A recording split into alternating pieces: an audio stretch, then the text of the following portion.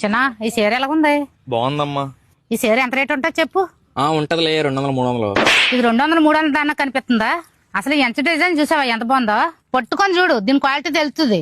ఇప్పుడు చెప్పు దీని రేటు ఎంత ఉంటుందో? అమ్మ ఒక 2000 ఉంటది కదా. షాపోడు కూడా అంతే చెప్పాడు, కానీ 300 బేరవాడి తెచ్చుకున్నా నేను.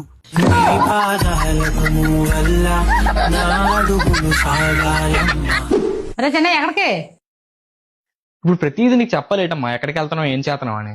ఇంకా చిన్న పిల్లలు ఏం కాదు, పెద్ద నేను నాకు నచ్చినట్టు ఉంటాను. నీకు చెప్పనవసరం లేదు ప్రతిదీ. ఇంకా సరే ఎల్లెళ్ళు, నీకు ఎలా చెప్పాలి నాకు తెలుసులే.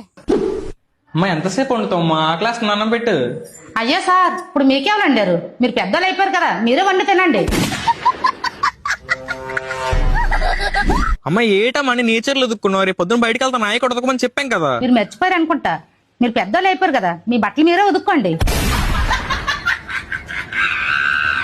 అమ్మ నా ఫేస్ సిరం ఎక్కడ ఉంది?